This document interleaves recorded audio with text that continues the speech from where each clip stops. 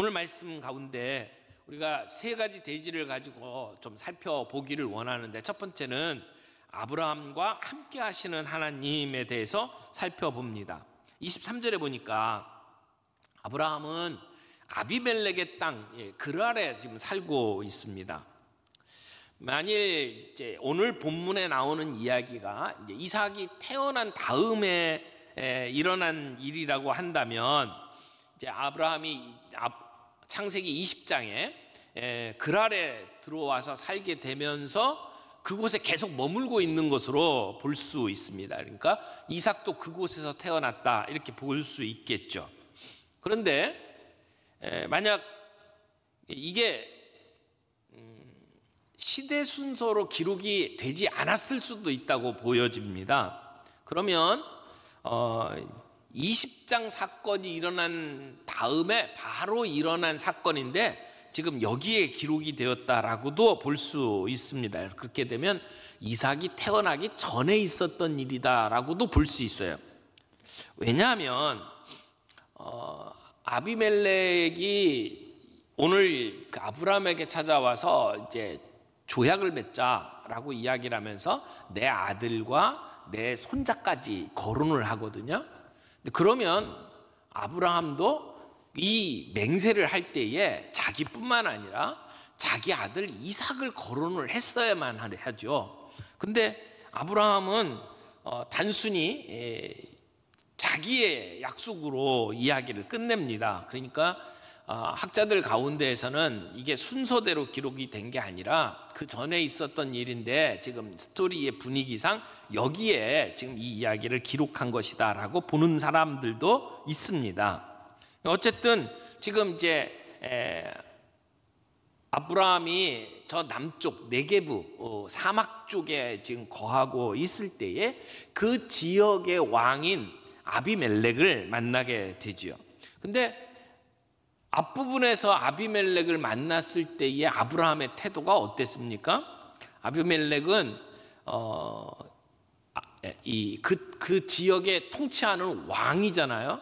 그러니까 아브라함이 아비멜렉을 굉장히 두려워했습니다. 그래서 자기를 해코지할까 봐 걱정을 하고 자기 아내를 누이라고 속였죠. 그래서 이 거짓말로 인해서 아비멜렉이 하나님께 죽임을 당할 뻔한 사건이 바로 앞에 있습니다. 근데 이제 오늘 아비멜렉이 군대 장관과 함께 아브라함을 찾아왔습니다. 그냥 군대 장관을 데리고 왔다라고 하는 말이 아니라, 사실은 군대 장관이 왔다면, 왕과 군대 장관이 왔다 그러면 그 뒤에 군사들이 같이 왔겠죠. 그냥 아비멜렉 혼자서 온 게 아니에요. 어떤 면에서는 굉장히 위협적인 분위기로 찾아온 것처럼 보입니다. 그러니까 아브라함도 그렇게 군사를 거느리고 군대 장관과 함께 찾아온 아비멜렉을 맞이하면서 이 아브라함도 긴장감을 가지고 자기의 종들을 준비시켰을 거라고 생각을 합니다. 그런데 지금 이 아비멜렉의 모습은 어떻게 보면 가나안 땅에 거주하면서 이제 하나님께서 약속의 땅으로 아브라함을 보내시고 그 땅을 소유하게 하는 과정 속에서 아브라함과 가나안 족속이 어떻게 좋은 관계를 맺을 수 있는지를 보여주는 아주 이상적인 모습이라고 말할 수 있어요. 그러니까 아브라함과 더불어 평화를 맺고 평화 조약을 맺고 그리고 함께 거할 수 있는 가장 이상적인 모습을 오늘 우리는 볼 수 있다는 겁니다. 지금 이 글을 우리가 보통 모세가 기록을 했다라고 생각을 하는데, 모세가 이 창세기를 쓰고 창세기를 읽는 독자들에게 보여주는 큰 그림을 보게 되면 가나안 땅에 있던 사람들이, 이스라엘 백성들이 가나안 땅을 점령하는 과정 속에서 그들이 이 아비멜렉과 같은 모습으로 하나님의 백성들과 관계를 맺는다면 진멸당하지 않을 수 있다라고 하는 어떤 그런 힌트를 주는 말씀이라고 생각을 합니다. 그런데 이 아비멜렉이 아브라함과 함께 이제 만나서 이제 조약을 맺자고 이야기할 때 그가 하는 말을 좀 들어보십시오. 22절에 그때의 아비멜렉과 그 군대 장관 비골이 아브라함에게 말하여 이르되, 뭐라 그랬어요? 내가 무슨 일을 하든지 하나님이 너와 함께 계시도다, 이렇게 이야기를 해요. 여러분, 지금 이제 아브라함이 그 지역에 같이 살고 있잖아요. 그런데 그때까지도 아브라함은 그 땅의 거주민이라고 말할 수가 없습니다.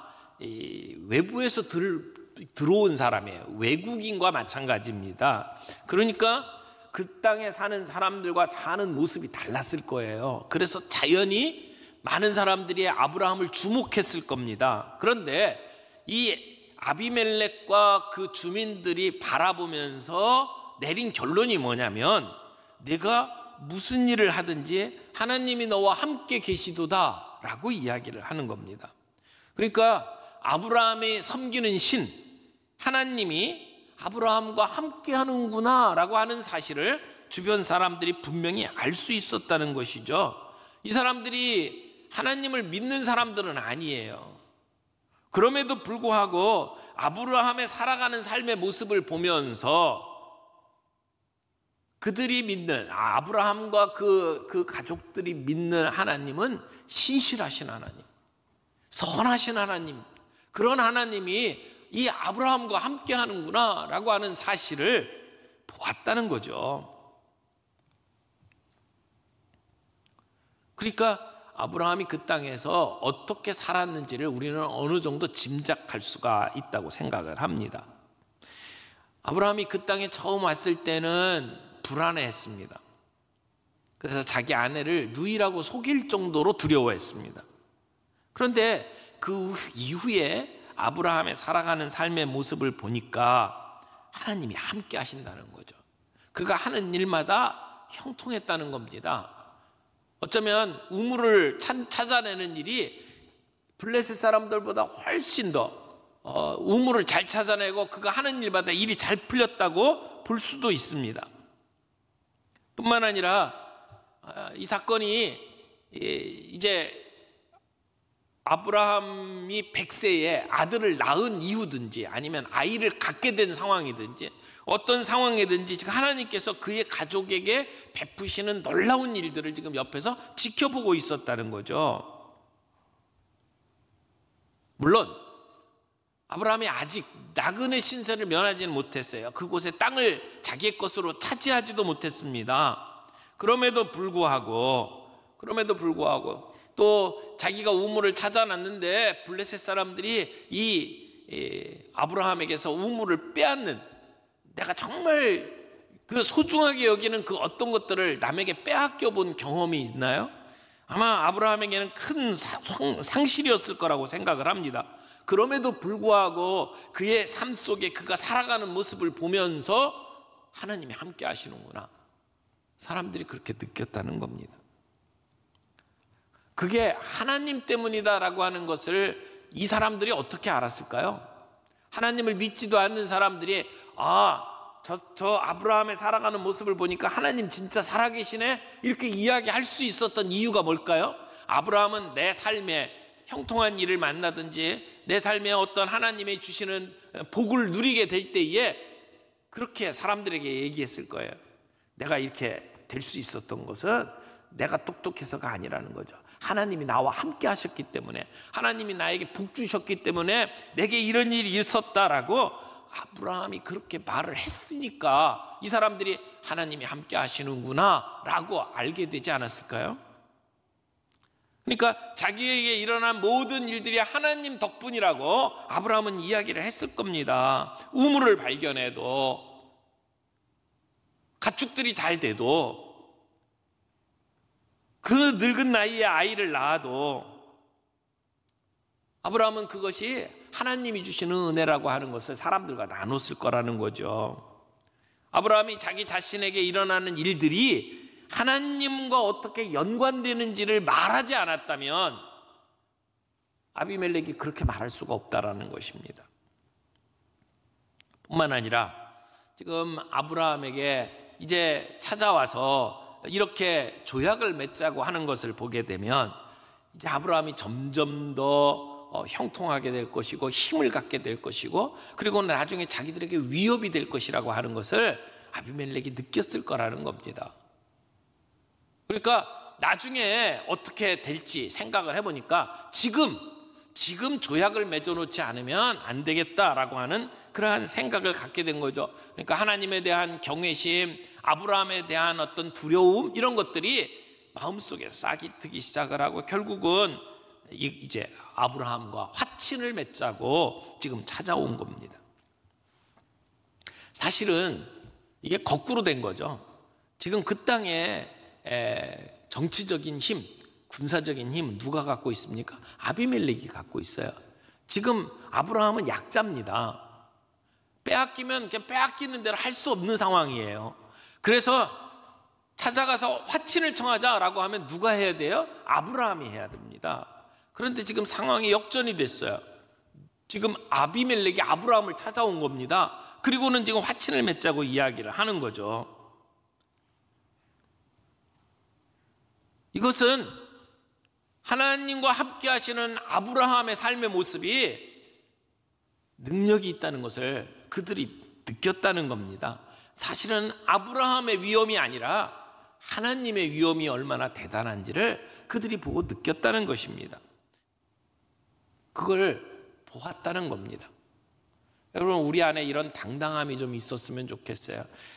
사도 바울이 재판을 받는 가운데에서 내가 이렇게 결박된 거 외에는 여러분이 나와 같이 되기를 원합니다 라고 이야기를 할 수 있을 만큼의 그런 당당함.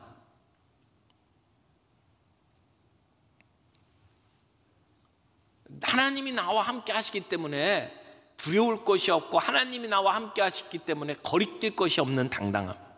여러분, 복음이라는 게 그런 용기를 준다고 저는 생각을 합니다. 복음의 두 가지를 늘 이야기하잖아요. 복음은 내가 생각했던 것보다 내가 악한 존재라고 하는 것, 죄인이라고 하는 것, 내가 구원받은 것이 내가 능력이 있어서가 아니고 내가 선하기 때문이 아닌 것을 알기에 우리는 겸손합니다.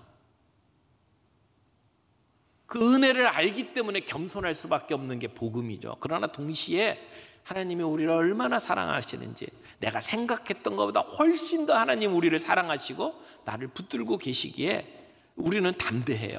우리는 용기를 가질 수 있어요. 사람들 앞에 당당하게 설 수가 있습니다.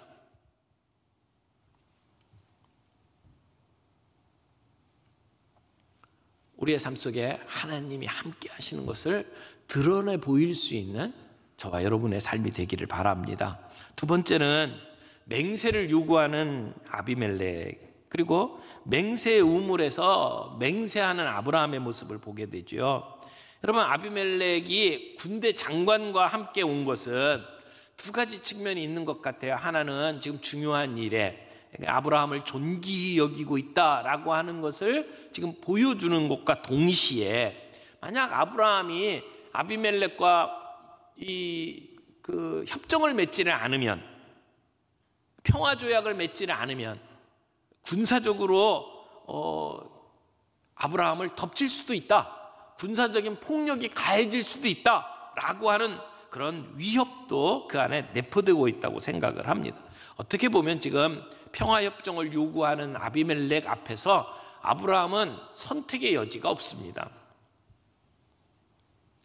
사실은 그런 협정을 맺자고 했을 때 아브라함이 훨씬 더 좋아할 일이죠. 지금 자기의 삶의 상황이 불안한 상황인데 협정을 맺고 평화를 함께 누리자라고 이야기를 하면 아브라함이 훨씬 더 좋죠.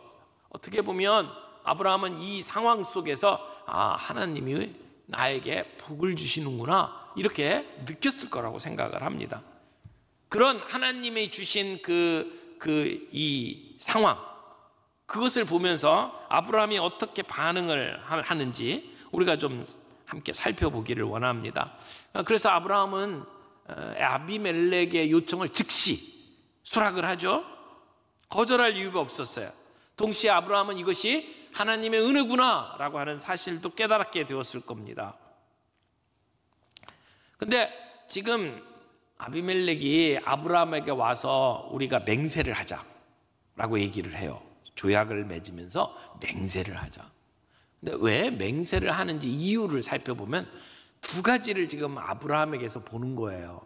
좀 아까 이야기했던 것처럼 이 아비멜렉은 아브라함 모습 속에서 하나님이 함께 하시는 것을 봤어요. 그러나 동시에 또 하나 본 게 있어요. 뭐냐면 아브라함의 거짓된 행동을 기억을 하는 거예요.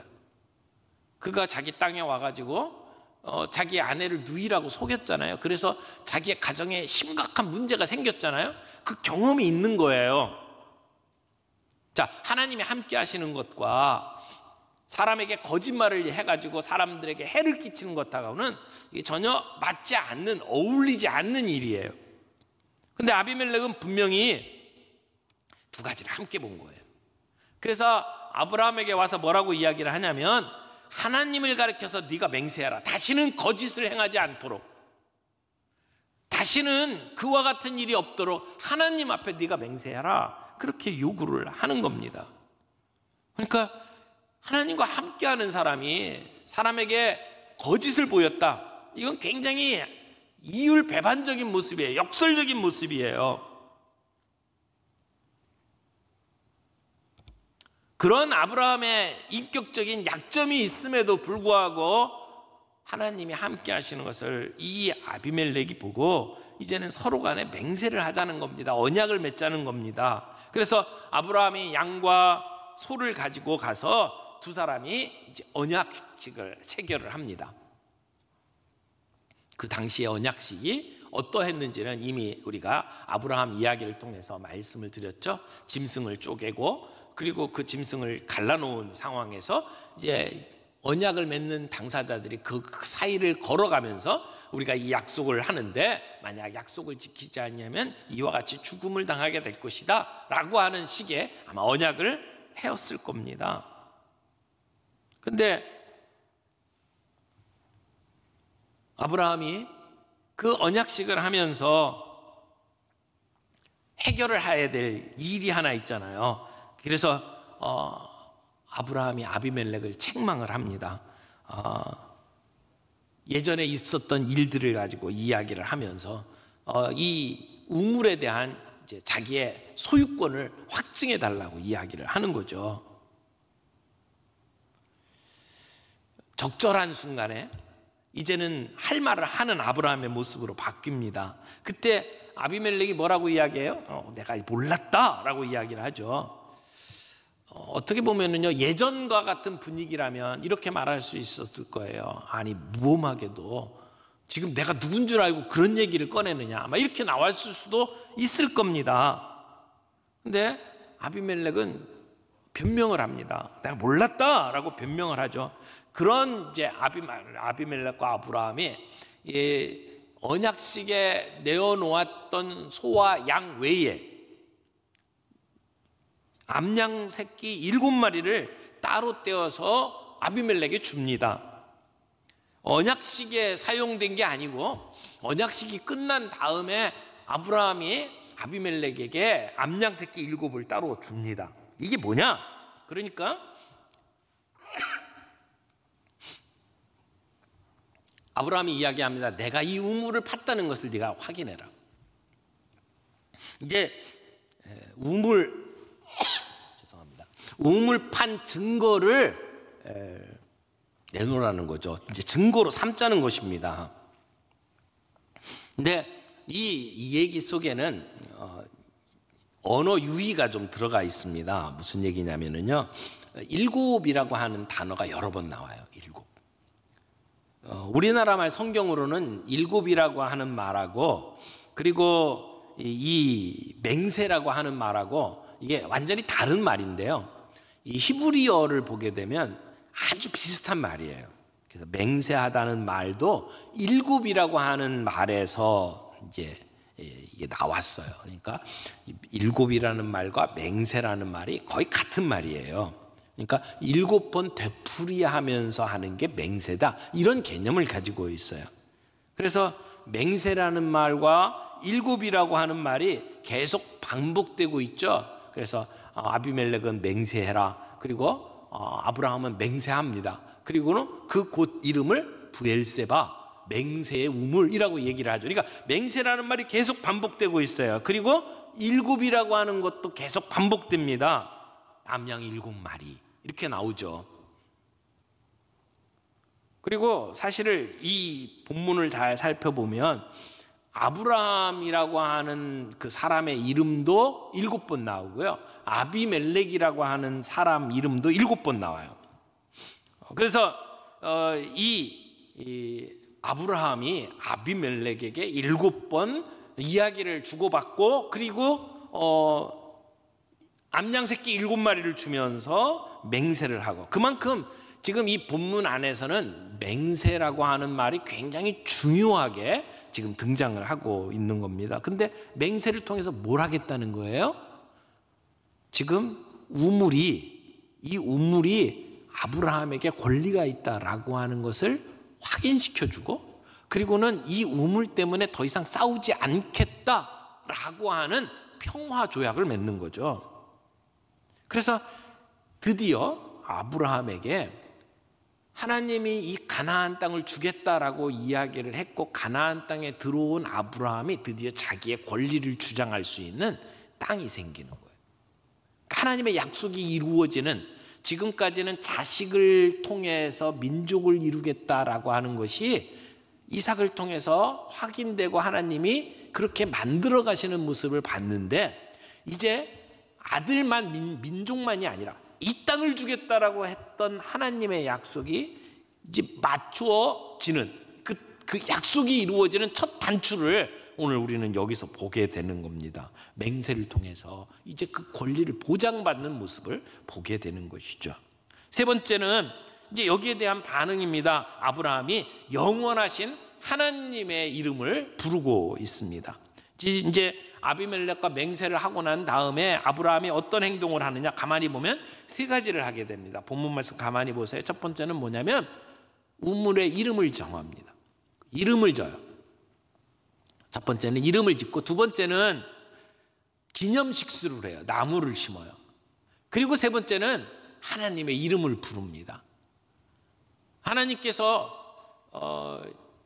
이 모든 상황들을 만들어 주시고, 그리고 전혀 예상하지 못했던 평화 조약을 맺으면서 보여주는 그런 아브라함의 반응은